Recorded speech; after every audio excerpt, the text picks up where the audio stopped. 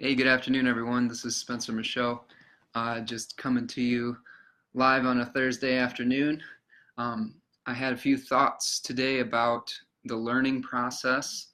Had a couple announcements too that I wanted to share, um, and just wanted to keep the train rolling here with the good energy that has been coming from UAC and continuing that process and making connections. Lots of opportunities have started coming up from UAC. It's kind of to be honest, it's a little overwhelming trying to parse through all of those things. Um, Made a lot of really good friendships over that time period, and now we're just starting to see the fruits of that. Today we have a last quarter moon, and we're seeing some of the fruit that has ripened, and starting to reevaluate exactly what the meaning is from the process that we started and that we initiated. Um, I'll talk a little bit more about that in a minute. I wanted to start with a few announcements. One being that I just started doing social media for the Great Lakes Astrology Conference, which is going to be taking place July 12th through the 16th, right here in Ann Arbor, Michigan, where I'm at, and it's exciting. I've been working together with Richard Weber, who organizes the event, and trying to help craft some opportunities for some young astrologers to participate. For those of you that don't know, we started a new Instagram account, GLAC Astrology. So you can check that out and make sure you give that a follow. Also arranged a discount for young astrologers. So if you're a member of the AYA, the Association for Young Astrologers, or AFAN, which is the Association for Astrological Networking, you can call Richard, and his number is on the Instagram page and on the website. You can call Richard and get the early bird discount of $265 for the conference. So if you're a young astrologer and you are wanting to come out to Ann Arbor, but the financials were something that were a little bit of a challenge, we're trying to make it more accessible for you. I was lucky enough to be the beneficiary of an AFAN scholarship to UAC. So I understand how difficult it can be to get to some of these places, but I'm really going to encourage you to take the leap and try to get in front of your tribe and meet the people that you can speak that shared language with. I've been kind of going through all of the different Facebook posts of all these astrologers that I met at UAC, and I've added over 150 astrologers as Facebook friends in the last week. So there's a lot of astrology on my feed right now, which is amazing and wonderful. But we're all trying to process our thoughts and integrate back into life after going through a week that was magical, maybe a little Neptunian, where there is a little bit of a, I don't know if I'd call it necessarily just illusion, but it's not really rooted in everyday reality. You're going to have some kind of special spiritual energy that's happening, which is nice. But what happens when you come down off of that? What happens when you are reintegrating back into the Saturnine reality of your life? It can be quite a shock to the system, and it's something that I've been experiencing this week too. Is how do you reintegrate back into life after you've experienced one of those peaks, one of those high points, one of those experiences that you're going to take with you for a long time, where you kind of lose track of time and space when you're within the flow state. That's special, and that should definitely be appreciated. So if you were there and you had that experience, don't take it for granted, because that's not something that you always get to have in life. And the question now is, what do we do with that? What do we do with that that energy and that connection and that sense of community that we built? From my perspective, it's getting more involved. Basically volunteered to help the GLAC conference with their social media, and just reached out to the people and used that energy and that enthusiasm to try to be of service. And I think if you can do that in your own life, and you can do that in your own community, local community as well. You're going to be taking that spirit of UAC and bringing it to people that may not have been able to be there, bringing that to people that are hungry for that.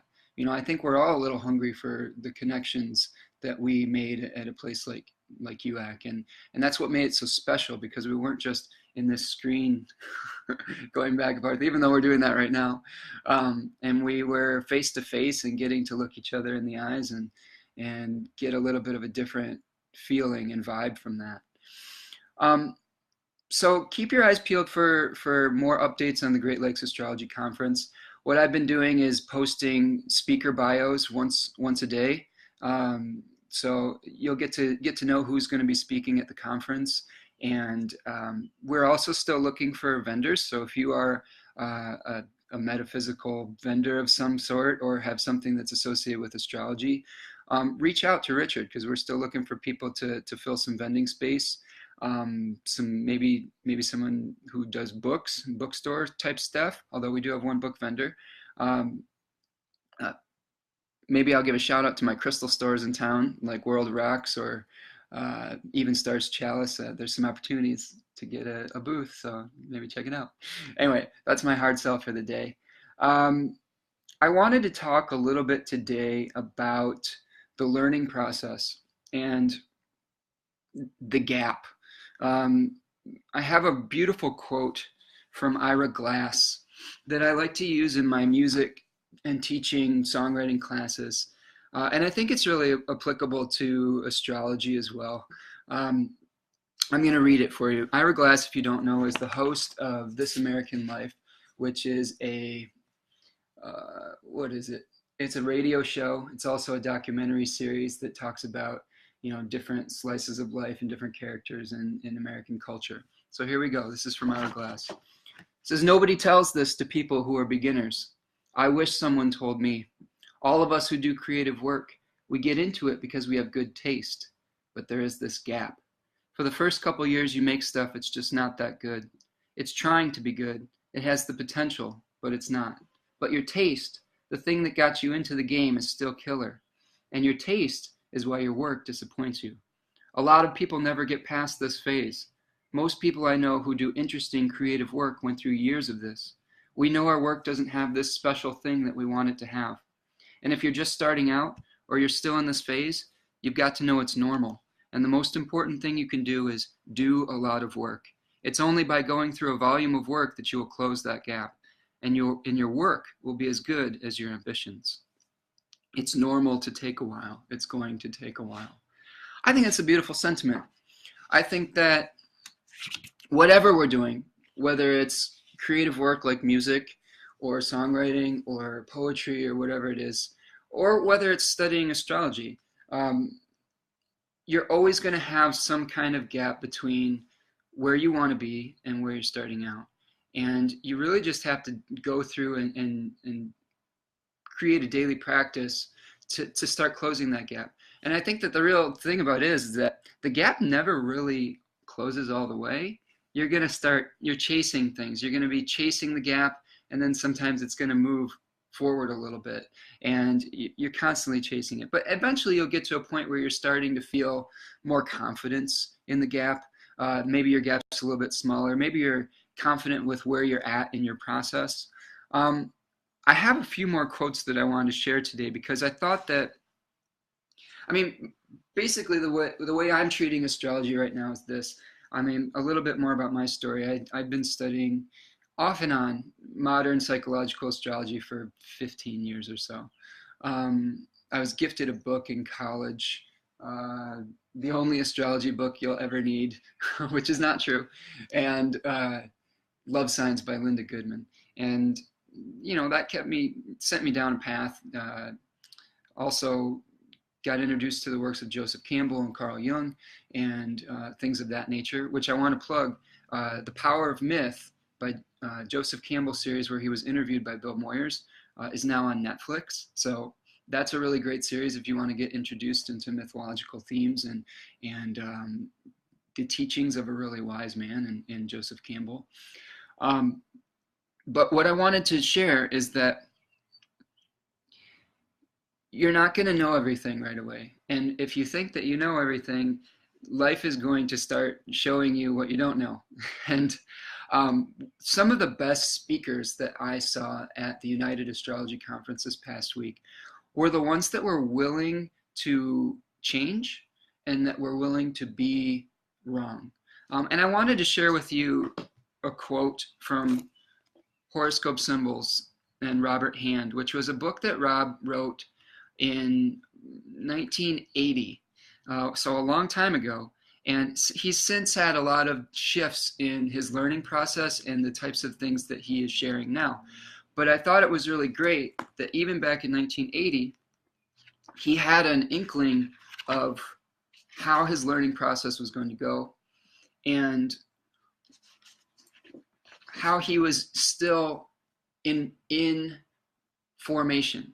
And he had this really beautiful quote here about this not being necessarily his final word. So here goes. He says, "I request one thing of you. There are a number of ideas presented here that may seem radical. Please suspend judgment until you've had the opportunity to apply these ideas. My own perceptions have gone through transformations because of the ideas of others. I hope that you will allow yours to do the same. I do not expect what I say in this book to be regarded as final. It is certainly not so from my point of view. As long as one lives, one's ideas should be in a state of growth. Unfortunately, books tend to trap and preserve ideas at a particular state of development. This book is the result of many years of study and reflects my understanding at this time. But I reserve the right in the future to contradict anything I have said, should new material and experience present new understanding. I hope that this book will spur you onto similar efforts to understand the basic symbols of astrology. In this way, we can arrive at a collective view that is more profound and useful than any we now have. Though I hope to contribute to that end result, I do not expect that this will be even close to the last word." Rob Hand, October 1980. Wonderfully stated, Dr. Hand. Yeah, this isn't the final word. Even if you've spent years and years and years studying your craft, one moment could shock you out of your preconceived notions and out of your most dearly held assumptions. I'll show you a book that did that for me, right here. Astrology and the Authentic Self by Demetra George. I thought I knew what astrology was. I thought that I knew all of the ins and outs of it, you know, maybe not everything, but I thought I had a pretty good grasp on it. And then that book was gifted to me, and I realized that there was a whole new world that I really hadn't even begun to explore. And that sent me down a different path. And it forced me to question. And if you want to be a great teacher, you have to be a great student, and you have to question things. The best astrologers, I think, are the skeptics, the ones that will say, does this work? And can I test it in my own life and in my own practice? And it's only after testing those ideas through many charts and many years and many conversations that you have with people that you're going to become a great astrologer. I would say that one of my greatest learning techniques is I will just talk to people, talk to people about their charts and see what is going on in their life and what matches up with the symbolism that I'm looking at. You always have to be willing to have a new idea come into the fold when you're doing that. So I just want to piggyback that off of another quote. I've got quotes galore today. One of the things that I do when I am doing my own daily meditation practice, I guess you'd call it, I don't necessarily meditate in the traditional sense. I don't sit there and do breath work, which I actually should. I think it's something that I should have more practice in. But what I like to do as a meditation is I journal in the morning. And before I journal every morning, and this is something I learned from Julia Cameron, who wrote The Artist's Way, a great book about how to get in touch with your flow state and how to get your ideas out into the world and become a little bit more sane as an artist. And one of the things that she recommends is called morning pages. And morning pages is 3 pages that you sit down and you do, however long it takes you, and you kind of just dump your brain out. You don't have to have any structure to it. It doesn't require you to be poetic or whatnot. It's just kind of emptying the cup for the day to allow you to have new things that will come in. And this is a practice that I've been doing for many years now, probably close to 10 years. And I do feel it if I don't empty the cup for the day. And one of the things I've started to incorporate into my morning pages, a couple things. As an astrologer right now, what I will do is I will write the moon phase for the day on the side margin, and I'll write any important aspects, whether they're transiting aspects for the collective or for my personal chart, just so that when I'm writing and I can look back, I can see what was happening and connect it with my own experience. And I found that this is really valuable for understanding the transits with your own life, because you are going to be the best judge of your chart and how you experience the transits that are going to be happening within your own life. So I think it's really important to keep track of it and keep tabs of it to a certain degree. I don't think you have to write down every single last detail, but one of the things that, I mean, as a Cancerian and being very tied to the moon, I really do notice moon phases and moon cycles. So if the moon is transiting over Saturn or Mars, for example, I'm going to feel that.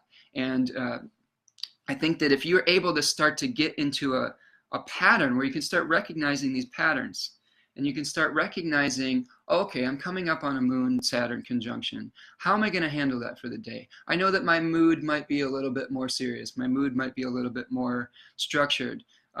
Or if you have a Moon-Mars thing, you know that you might be a little bit, your trigger might be a little quicker. And how are you going to deal with that on that particular day? And getting a little bit of that objective distance is going to allow you to make a better choice within the moment.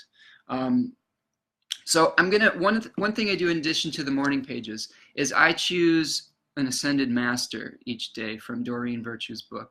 If you're not familiar with Doreen Virtue, she has a lot of really cool tarot cards, and she works with ascended master type stuff.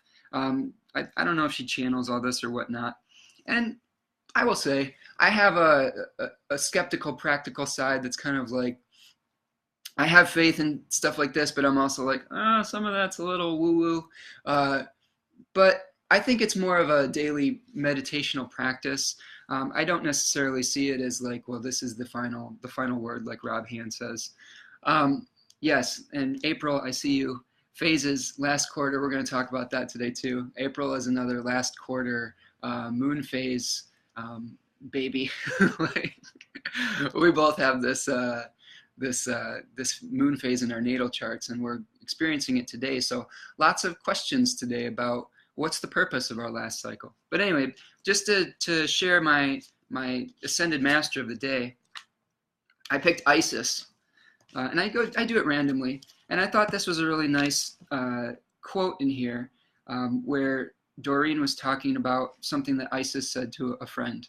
And of course, Isis, we got the Egyptian mother goddess, the moon goddess. So that ties in nicely with our moon phase discussion today. And she says, and this ties in with Ira Glass, she says, have patience with yourself while you're still growing and learning. Give countless thanks to yourself for your baby steps along the way. Although they may seem insignificant to you, they're major milestones for your inward self. Celebrate each step, Isis repeated. As you appreciate every task you complete, every kindness that you exhibit, everything, no matter how seemingly small, very soon life takes on the quality of a grand celebration. This is the antithesis of separation from the divine, and it's your magic elixir for the ages. That's beautiful. So I think what that means to me is that while we are trying to close the gap, celebrate the small victories along the way. Because you are going through process, and because you can see most of the time where you want to be and feel the pain of that chasm or canyon between that, it's very important to check in and mark out the small little victories. It can be really easy to fall into the temptation of getting disappointed and disillusioned with where you're at. And I think by checking in with your daily meditation practice, whether that's writing, with your celebrating the small victories. Today I'm celebrating the fact that I'm able to do this video. It's been a long time coming, like trying to put my face out there in front of people, even though that I've done that as a teacher. Bringing it to this platform is a small victory. And, you know, I talked to my friend Adam today, Adam Allenboss, who's also a video blogger and a very wise person who probably has years more of experience with traditional astrology than me. Not probably, he does. And I was kind of talking to him about sharing my process. And one of the advice that he was giving to me was, you know, just unfold it slowly and be honest about what you do and what you don't know. I think that that's one thing that I've tried to embrace as a almost 40-year-old person rather than my 20-year-old self. My 20-year-old self would be very, I don't know, upset if I didn't know something and would try to say something try to pull something out of my ass, okay?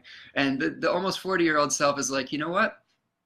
I don't know that. And I'll get back to you. If you have a question and I can't answer it, I'm going to go do some homework on that. And it's okay not to know something.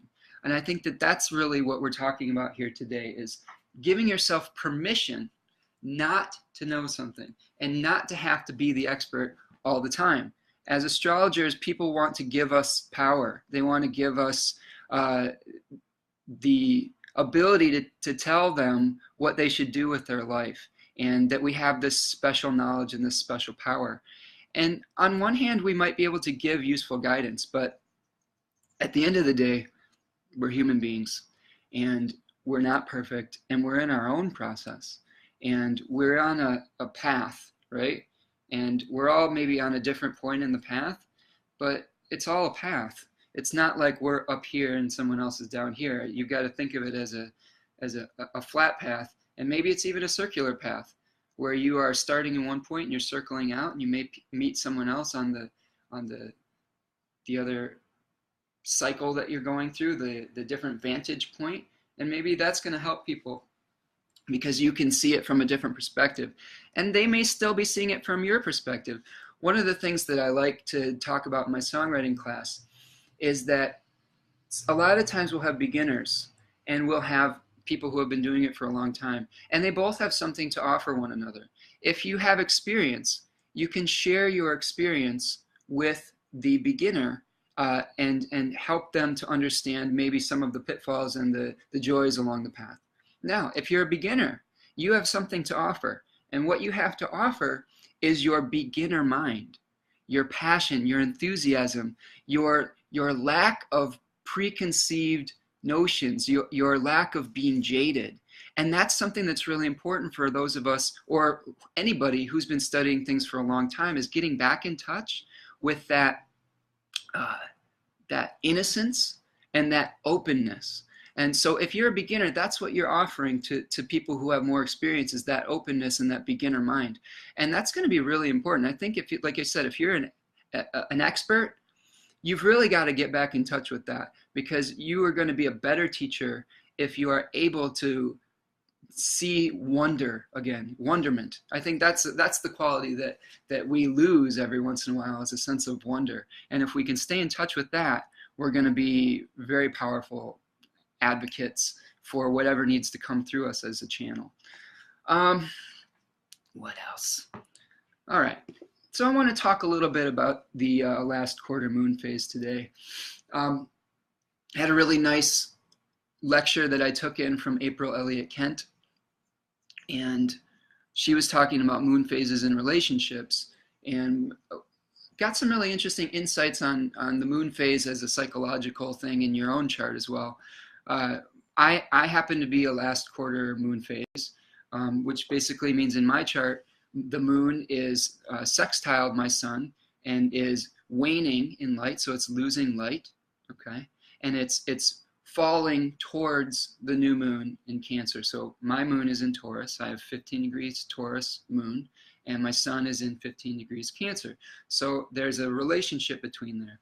And one of the beautiful insights that April, hello April, talked about the last quarter moons was, and hadn't really made this connection before, was that as last quarter moon people, we have a sense of purpose and drive and ambition. And I hadn't really thought of myself as an ambitious person. But that ambition comes from an interesting reason. It comes from a realization of impermanence. And I think that is a really cool way of thinking of that last quarter moon.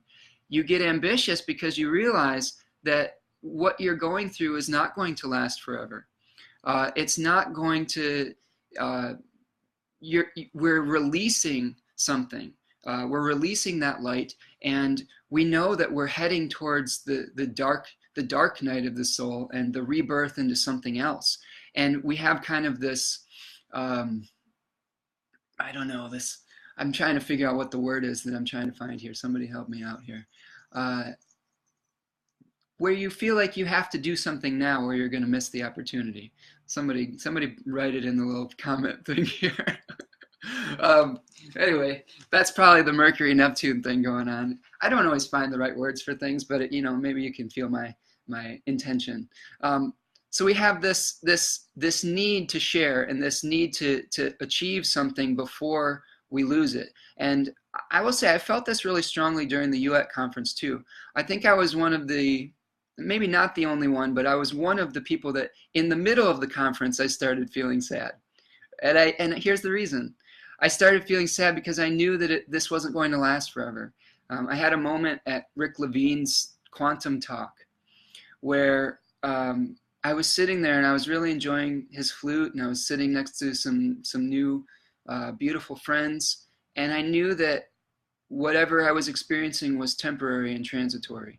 And I started to tear up. I started to get real sensitive about it. Because I could feel that impermanence. And it was because of joy, because I was so happy in that moment. And what I think that I took away from that experience was, even though we are able to see past, present, and future consciousness, we have to stay rooted in that moment. And this is especially true for you waning moon phase type of people. You have to stay, even though you might be able to see what's coming ahead, you have to stay rooted in that moment. And if I had gotten caught in the sadness of learning that that moment wasn't going to last forever, I wouldn't have been able to enjoy that moment. And I think that's the real wisdom right there, is if you can be present in your life, even though you know that it's fleeting and transitory, that's going to allow you to really enjoy that particular moment that you're in and be present. That being said, what do we do when we come off of that high, right? When we come off of that moment? I think this is something that's been happening in the community right now.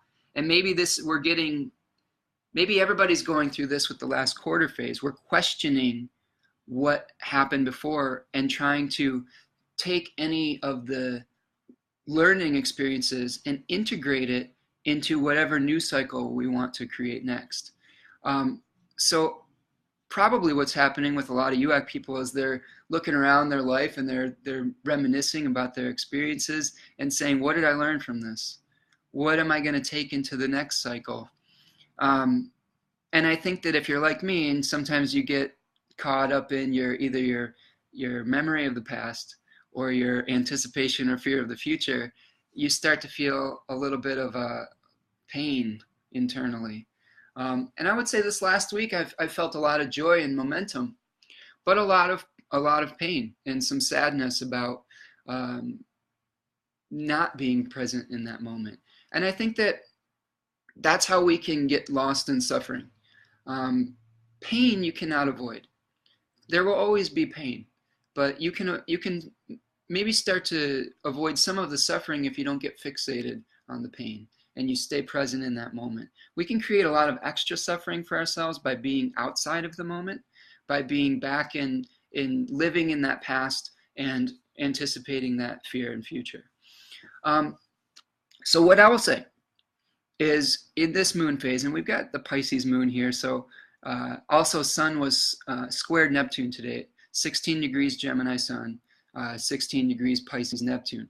So we're going to have a little bit of a cloudy fantasy quality to our outlook. I think we had a Mercury square with it as well. So it's totally understandable if you're going through a period where you may be getting lost in the fantasy a little bit. And how do we cut through that to incorporate our practical, tangible, physical reality and responsibilities back into the picture? And that may be something that you want to meditate on over the weekend. As we move into the balsamic phase, you're going to start consolidating everything that happened over this last moon phase into a seed to be planted within that next new moon phase, which I think the new moon happens next Wednesday. So you'll be seeing a new start. Now, new moon seeds that I've planted. I've started communicating with a group of astrologers I met at the United Astrology Conference that are in my local area. And we are arranging a meetup group at, I don't know exactly where yet, but it's going to be probably next week sometime, where we're going to get together and try to recapture a little bit of that human connection. So that's going to be great. Like for me personally, it happens in my 11th house of groups. So how perfect is that? So what can you consolidate within the next week till next Wednesday to propel you into the new cycle? Now we have some other stuff coming up on the radar too. We've got the Mars retrograde that's going to be happening in the end of June. And that's something to really keep your eye on. Mars is starting to slow down. It's going to be conjoining the south node of the moon. So there might be this summer some challenges in dealing with things possibly from your past, possibly from some loose ends that need to be tied up before you can move forward on your Uranian journey. We've all kind of gone through this Uranian shift in the last couple of weeks. For me personally, my Uranus moved into my 10th house, and I'm feeling that like my whole like public self is just blowing up. Lots of opportunities coming my way, and I have to make sense of it. And that creates a little conflict with the other parts of your life. And you can look to your own chart to find the house that Uranus transited into. Now, I personally use whole sign houses. So when a planet ingresses or changes signs into a new sign, it's also going to shift houses. So I had, for me, and this is just an example, I moved from a 9th house Uranus to a 10th house Uranus experience. And if you look at your own chart and you find what sign went from Aries to Taurus, you might get some more insights into what area of your life you're going to be experiencing that Uranian liberating shake-up energy, okay? And here's my advice. The Uranus transit is long. It's not just a short little transit. It's a 7-year cycle. So whatever things were initiated, whatever shake-ups got shown to you, it's kind of like a sneak peek. It's a preview. And I would say this summer is a time to look at what got shaken up in these last couple weeks. Look at what impulses, new impulses that you have coming in your life and that you're feeling, some new like direction impulses that you have. And then consider it. Slow down, okay? Like the Mars retrograde is asking us to slow down and really integrate that part of our life into the experience because it's a square. There's going to be some friction that's created from these new impulses that you are experiencing with another area of your life. Like for example, if it's the 10th, and then you're going to have Mars in the 7th house of relationships and partnerships.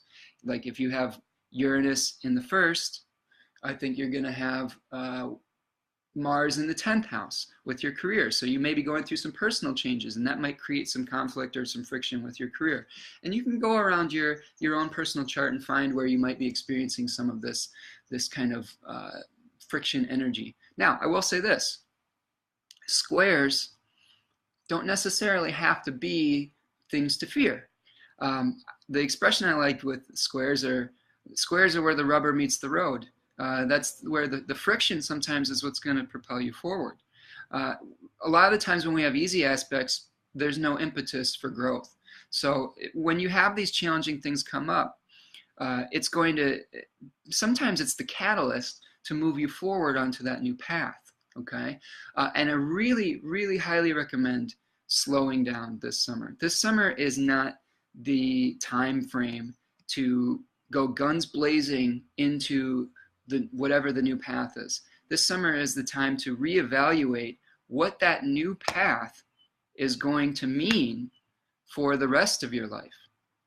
And how do you expand the dream to include that part of your life rather than just having to blow it to pieces, all right? A very wise woman once told me once when I was trying to integrate two very challenging life experiences in, and that wise woman is my mother. Like, spoken like a true Cancerian, right? Like we put our moms are on that pedestal, right? But her advice to me was, it's not one or the other. These two paths that you're staring down is not one thing or the other that you have to choose between. You have to expand your dream to include both of those. And the dream might have to be adjusted. And I think that that's true for this summer too. When you're experiencing that Uranian shock, that lightning bolt of awareness that's blowing all of the ignorance out of the tower, okay? The things that you may have not been aware that had gotten stale and that had gotten too solidified. It's going to be important that you take that time to really figure out how to integrate those other parts of your life into your new dream. And be patient with yourself. This all comes back to the gap. You're not supposed to figure it out in one day. You're not supposed to figure it out in 1 hour. And I'm giving this advice to myself too, because there's been a lot of opportunities that have been coming my way as well. And I have to kind of parse through it. And I have to slow down a little bit, realize that I don't have to make all those changes completely at once, and try to integrate the other parts of my life that are stable structures and that are supportive things, while making sure that I'm enlivening that energy and keeping it fresh. When does Mars go direct? Kirk, do you know when does Mars go direct? I think it goes direct in the end of August. I'd have to look at that to make sure, but we're going to be heading towards an eclipse at the end of July that's going to bring some of these themes into focus as well. So we've got a couple months to figure this out. Anyway, I think that's about what I've got for today. Anybody have any questions on there? Thank you all for hanging out. This is fun. Nice to see you, April and Kirk. And we had Jade was here today. Very nice to see you. Yeah, just on a personal note, I am going to be offering a beginning class starting on June 18th through the Enlightened Soul Center in Ann Arbor. It's going to be an introduction to traditional astrology. I'm going to be, basing my course off of On the Heavenly Spheres, which is a great introduction to traditional techniques. Some of the things that we're going to focus on. Oh yeah, Kirk says Mars direct on August 27th. So good, thank you. So keep that in your calendar, all right? So I'm going to be discussing the planetary rulership scheme, the traditional rulership scheme, and how that differs from the modern system. I'm going to be discussing the primary qualities and how the ancients looked to hotness and coldness and dryness and wetness and how that relates to the planets and the signs, excuse me, and how that created a lot of the significations that people were using for planetary meaning. We're also going to be discussing the 7 celestial spheres and how people learned about the universe through a geocentric model. Now I know that in modern times we know that the Earth doesn't necessarily revolve around the sun, but astrology is a symbolic language, and it's something that for thousands and thousands of years people observed the heavens and then were able to take those significations from their observations. And I think that that's a really important concept to keep in mind when you're studying traditional astrology, is that a lot of it is from a geocentric observational model. And what can we learn from that? Yeah, and we're going to discuss the traditional meanings of the houses as well. I've been going through a really amazing book by Deborah Holding on the houses. Really recommend this. The Houses, Temples of the Sky.